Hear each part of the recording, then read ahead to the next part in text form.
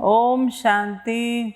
अभी हम सुनेंगे प्यारे बाबा के 29/10/2021 की मुरली।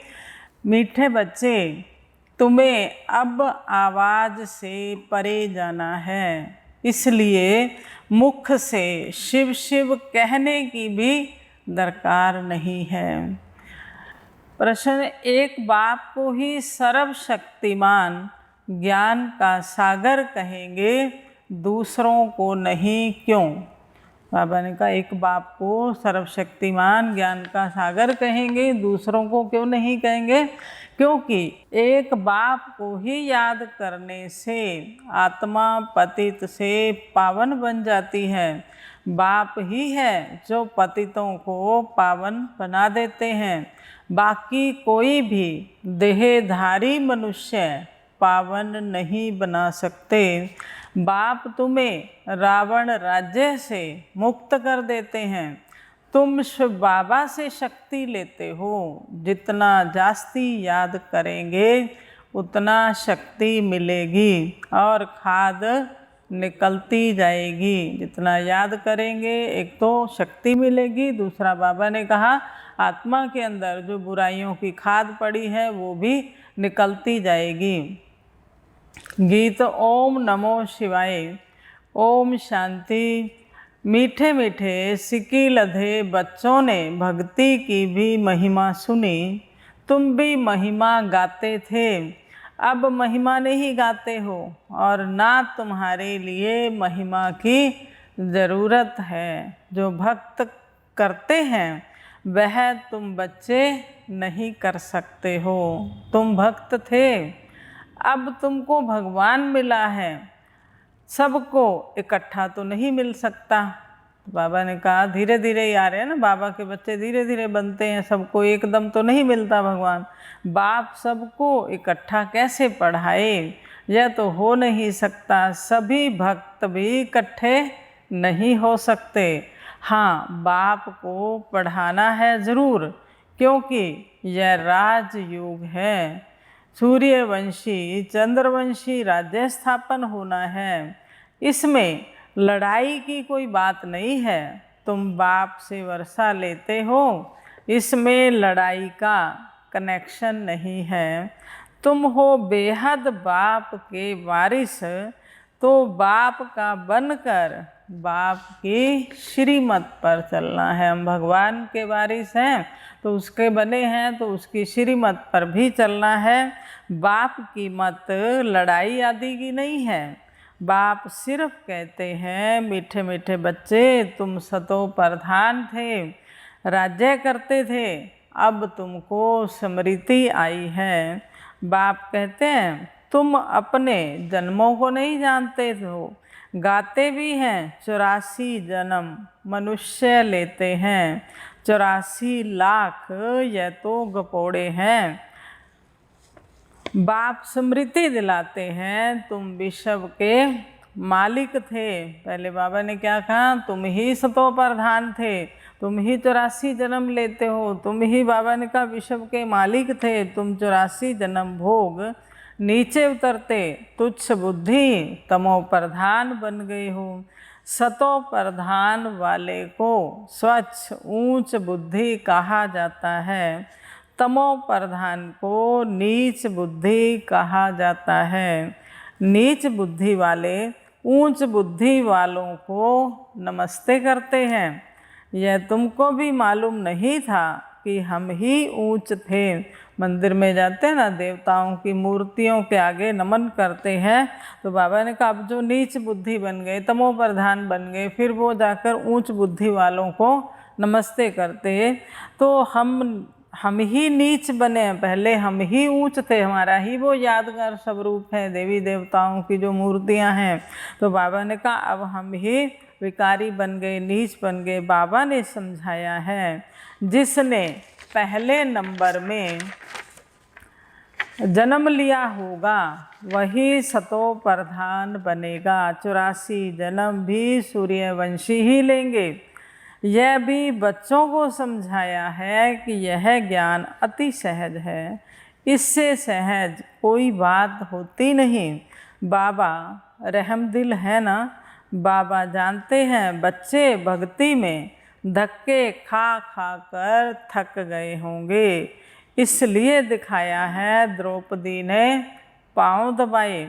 बाबा के पास बूढ़ी बूढ़ी माताएं आती हैं। बाबा कहते हैं तुम भक्ति के धक्के खाकर थके हुए हो, इसलिए बाबा अभी तुम्हारी थक सब दूर कर देते हैं। भक्ति में राम राम जपते माला फेरते रहते हैं। बाप कहते हैं अपने को आत्मा समझ बाबा को याद करो, मुख से कुछ भी बोलने की भी ज़रूरत नहीं, शिव शिव मुख से कहना नहीं है। हम तो आवाज़ से परे जाने वाले हैं। बाबा बहुत सहज युक्ति बताते हैं कि मुझे याद करो तो खाद निकल जाए। ग्रस्त व्यवहार में रहते पवित्र बनना है। कमल फूल बड़ा नामी ग्रामी है, उनकी बड़ी पंचायत होती है, परंतु फिर भी न्यारा और प्यारा रहता है।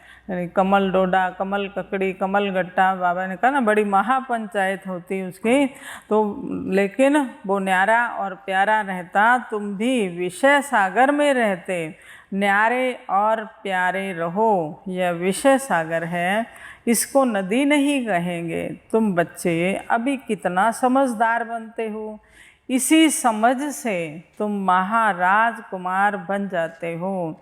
तुमको तो बहुत खुशी होनी चाहिए, भविष्य पद का बहुत नशा रहे कि हम ही प्रिंस प्रिंसेस बन रहे हैं, महाराजकुमार बन रहे हैं। पुरुषार्थ करना चाहिए।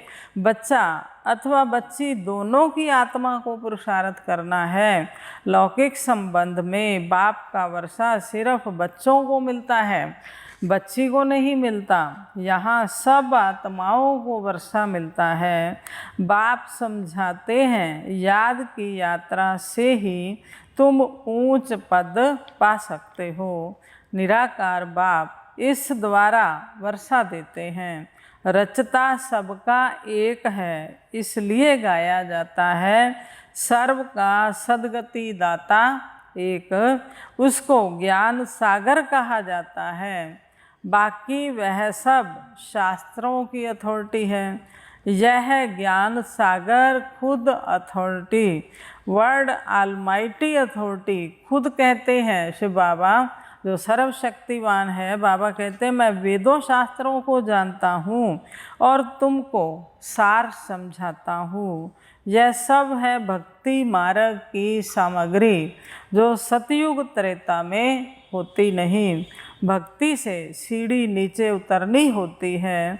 सर्वशक्तिवान एक बाप ही गाया जाता है, उनके साथ योग लगाने से ही हम पवित्र बन जाते हैं। तो सर्वशक्तिमान हुआ ना, हम सबको पतित से पावन बना देते हैं। तुमको दिन रात यही फुरना रहना चाहिए कि पतित से पावन, तमो प्रधान से सतो प्रधान बन जाएं। माया के तूफान आएंगे, बाबा कहते हैं खबरदार रहना चाहिए।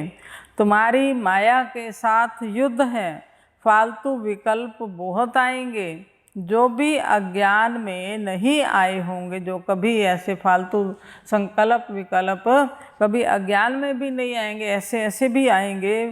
तो तुम युद्ध के मैदान में हो, मेहनत सारी याद की यात्रा में है। तुम अपने को आत्मा समझ बाप को याद करो। आत्मा एक शरीर छोड़ दूसरा लेती है। आत्मा में अच्छे बुरे संस्कार रहते हैं। अच्छे संस्कार वालों की महिमा गाते हैं और बुरे संस्कार वालों को कहते हैं नीच पापी। बाबा पवित्र बनने की सहज युक्ति बताते हैं। मनसा वाचा कर्मणा, किसको दुख नहीं देना है, अपने को भी दुख नहीं देना है।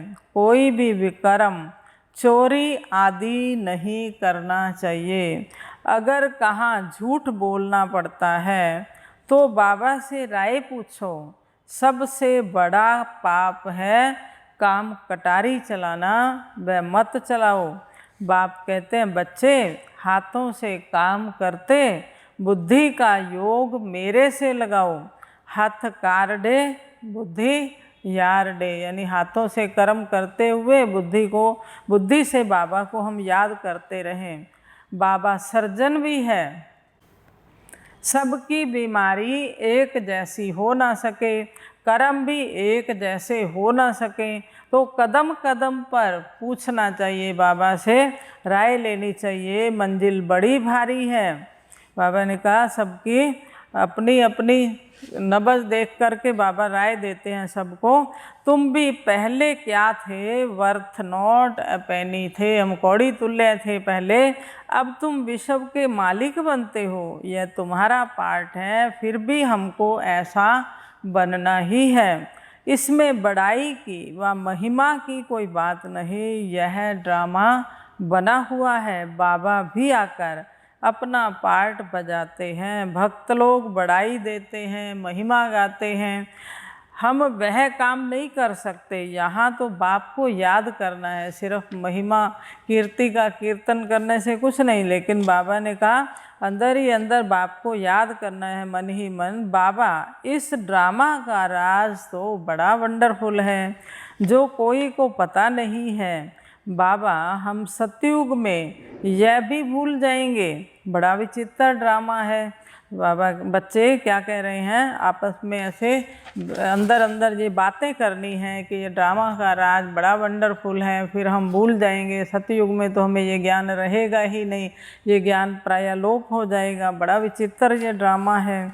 ऐसे ऐसे अपने से बातें करो। कोई पाठधारी अच्छा पाठ बजाते हैं तो ताली बजाते हैं। हम भी कहते हैं मीठे बाबा का, शिव बाबा का बहुत अच्छा पाठ है, हम भी बाबा के संग अच्छा पाठ बजाते हैं।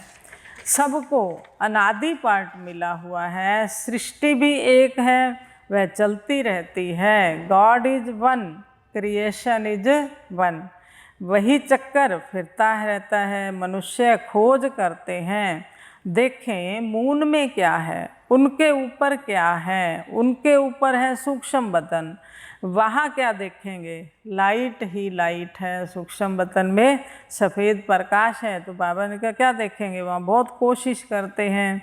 साइंस की भी हद है ना, माया का भी बहुत पंप है, शो बहुत है माया का। तो बाबा ने कहा सतयुग में वहाँ दुख के साधन नहीं होंगे। ये अब साइंस जो है सुख के भी साधन है तो दुख भी देती है ये साइंस, लेकिन सतयुग में ये दुखदाई नहीं होगी, सदा सुख देने वाले होंगे। तो वहाँ एरोप्लेन कभी नहीं गिरेंगे, दुख की बात ही नहीं है। यहाँ तो दुख ही दुख है, चोर लूट जाते हैं, आग जला देती है, वहाँ मकान बहुत बड़े होते हैं, सारे आबू जितनी ज़मीन एक एक राजा की होगी। तुम आए हो स्वर्गवासी बनने, बाबा को याद करो तो खाद निकले। तुम सब आशिक हो, अब माशुक तुमको कहते हैं। मामेकम याद करो तो अमरपुरी के मालिक बन जाएंगे, वहाँ अकाले मृत्यु होता नहीं। सतयुग में है श्रेष्ठाचारी दुनिया और यह है भ्रष्टाचारी दुनिया। अगर श्रीमत पर नहीं चलेंगे तो ऊंच पद भी नहीं पा सकेंगे। हर 5000 वर्ष के बाद बाबा स्वर्ग बनाने आते हैं। कलयुग में ढेर मनुष्य हैं और सतयुग में थोड़े होंगे, तो विनाश जरूर होगा। इसलिए महाभारत लड़ाई सामने खड़ी है। अच्छा, मीठे मीठे सिकी लधे बच्चों प्रति माता पिता बाप दादा का याद प्यार और गुड मॉर्निंग। रूहानी बाप की रूहानी बच्चों को नमस्ते। हम रूहानी बच्चों की रूहानी बाप दादा को नमस्ते जी, नमस्ते जी। सदा रहेंगे हंसते जी। वाह बाबा वाह, शुक्रिया बाबा शुक्रिया। आज की मुरली का धारणा के लिए मुख्य सार है। पहला पॉइंट है मनसा वाचा कर्मणा, किसी को भी दुख नहीं देना है। बुरे संस्कारों को निकाल, अभी अच्छे संस्कार धारण करने हैं। कोई विकर्म ना हो, इसका ध्यान रखना है। मन वचन कर्म से किसी को भी दुख नहीं देना और बुरे संस्कारों को बाबा ने कहा निकालना है, और कोई हमारे से पाप कर्म ना हो इस पर विशेष अटेंशन देना है। सेकंड पॉइंट है, इस विचित्र ड्रामा में अपने श्रेष्ठ भाग्य को देखते हुए अपने आप से बातें करनी है कि हम भगवान के साथ पार्टधारी हैं। ये नशा रहे कि हम ऊंचे से ऊंचे पार्टधारी हैं और भगवान के साथ हम पार्ट प्ले कर रहे हैं, कितना अच्छा हमारा पार्ट है। वरदान है बाबा का, मनन द्वारा बाप की प्रॉपर्टी को अपनी प्रॉपर्टी बनाने वाले दिव्य बुद्धिवान भव। बाबा का जो हम ज्ञान सुनते हैं, बाबा कहते हैं ना उस पर मनन चिंतन करो। जब हम मनन करेंगे तो वो हमारा खजाना बन जाएगा, हमारी प्रॉपर्टी बन जाएगा। तो बाबा कहते हैं उसको अपनी प्रॉपर्टी बनाओ। तो अब बाप द्वारा जो भी खजाना मिलता है उसे मनन करो तो अंदर समाता जाएगा। प्रॉपर्टी तो सबको एक जैसी मिली हुई है, लेकिन जो मनन करके उसे अपना बनाते हैं उन्हें उसका नशा और खुशी रहती है। जो मनन करके बाबा ने कहा उस प्रॉपर्टी को अपना बनाते हैं तो फिर नशा और खुशी रहती। इसलिए कहा जाता है अपनी घोट तो नशा चढ़े। जो मनन की मस्ती में सदा मस्त रहते हैं उन्हें दुनिया की कोई भी चीज़ उलझन आकर्षित नहीं कर सकती। उन्हें दिव्य बुद्धि का वरदान स्वतः ही मिल जाता है। मनन करने से क्या फ़ायदा होता है? दुनिया की कोई उलझन है, कोई चीज़ है, एक तो हमें अपनी ओर आकर्षित नहीं करेगी, और दूसरा बाबा ने कहा दिव्य बुद्धि का वरदान उन्हें स्वतः ही मिल जाता है जो ज्ञान चिंतन करते हैं, मनन करते हैं और उसको अपनी प्रॉपर्टी बनाते हैं। स्लोगन, मन की उलझन को समाप्त करने के लिए निर्णय शक्ति को बढ़ाओ। ओम शांति।